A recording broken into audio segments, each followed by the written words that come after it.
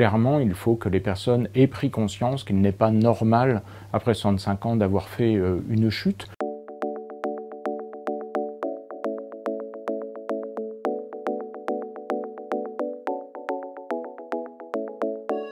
La chute après 65 ans est un important problème de santé publique. Elles sont responsables d'environ 130 000 admissions à l'hôpital, de plus de 10 000 décès pour un coût annuel d'1,5 milliard d'euros, ne serait-ce que pour l'assurance maladie.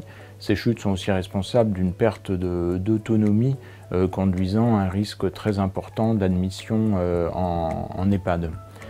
C'est la raison pour laquelle a été lancé le 21 février 2022 un plan national anti-chute visant à réduire les chutes graves, en particulier compliquées d'admission à l'hôpital et de décès. Le premier axe de ce plan national anti-chute vise à mieux repérer les personnes à risque de chute en posant 3 questions. La première question, c'est: la personne a-t-elle fait une chute dans la dernière année? Ce qu'on entend par chute, c'est avoir pris un point d'appui inférieur à l'endroit où on se situe lors d'un déséquilibre de façon involontaire. Donc par exemple, j'ai été déséquilibré, je tombe sur mon canapé, ça c'est l'équivalent d'une chute. Donc quand on pose cette question-là, c'est là où on va se rendre compte que 30% des personnes après 65 ans répondent oui à cette question.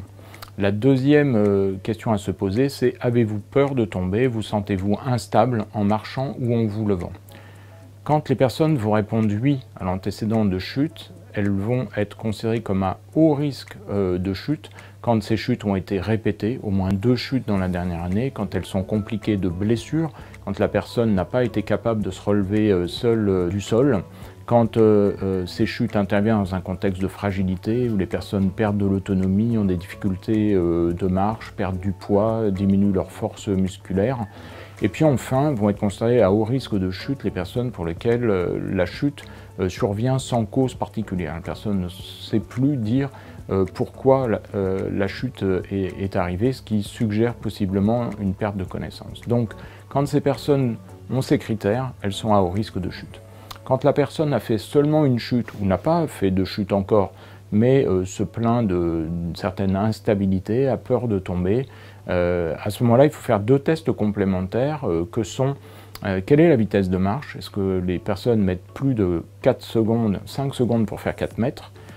Et la deuxième question, c'est est-ce que la personne met plus de 15 secondes à faire ce qu'on appelle le time up and go test? Vous mettez une chaise à 3 mètres d'un mur, vous demandez à la personne de se lever de la chaise, d'aller au mur, de revenir, de s'asseoir.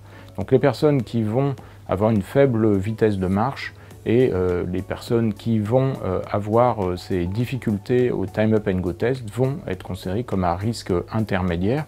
Toutes les autres personnes qui ont répondu non aux 3 premières questions sont à faible risque. Les personnes à haut risque de chute sont celles particulièrement visées par ce plan, parce que ce sont elles qui sont à haut risque de chute, compliquées d'hospitalisation en particulier. Elles doivent donc faire l'objet d'un bilan médical par le médecin traitant qui pourra se faire aider de consultations spécifiques telles que, par exemple, développées dans le cadre du Centre régional équilibre prévention de la chute au CHU de Montpellier. Dans le cadre de ce bilan, il faudra faire une analyse de tous les médicaments, en particulier réduire les médicaments psychotropes, les anxiolytiques, les médicaments pour dormir, les antidépresseurs, réduire aussi les médicaments qui favorisent une baisse de tension quand on se lève, et puis plus généralement regarder toutes les causes médicales de chute, les troubles visuels, les anomalies podologiques, etc. Donc il faut vraiment faire un bilan complet chez ces personnes et proposer des mesures totalement personnalisées.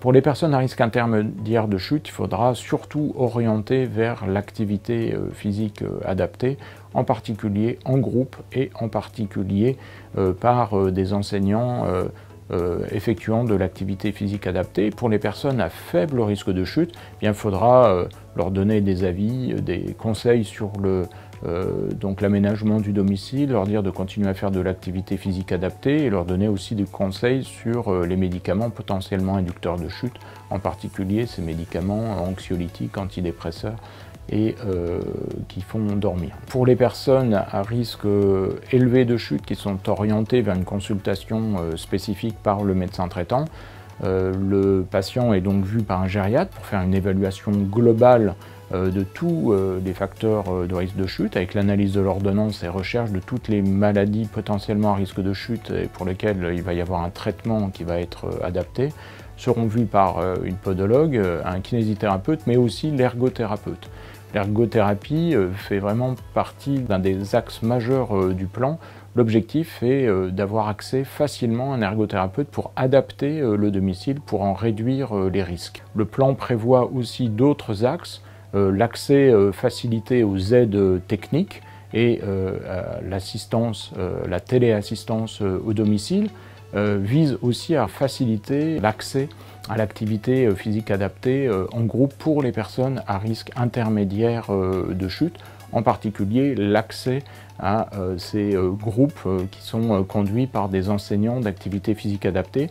Il est vrai que souvent pour les personnes à haut risque de chute, elles vont être orientées vers une prise en charge très individuelle, en particulier par un kinésithérapeute. Et puis enfin, le dernier axe est vraiment un axe d'information, parce que clairement, il faut que les personnes aient pris conscience qu'il n'est pas normal, après 65 ans, d'avoir fait une chute, en particulier quand ces chutes sont répétées ou accompagnées, nous l'avons vu, d'une certaine sensation d'instabilité, d'une peur de tomber ou de difficulté de marche, ou de difficulté à faire le time up and go test en particulier. Donc c'est finalement le rôle de chacun, les personnes âgées elles-mêmes de s'auto-tester, mais aussi les aidants, mais aussi tous les professionnels qui interviennent auprès des personnes âgées de manière à repérer ces personnes à risque de chute et savoir les orienter vers les mesures les plus efficaces pour réduire leur risque de chute. Le conseil, pour terminer, que nous pouvons donner aux personnes qui se sentent instables ou qui ont fait une chute, c'est d'en parler à leur médecin traitant,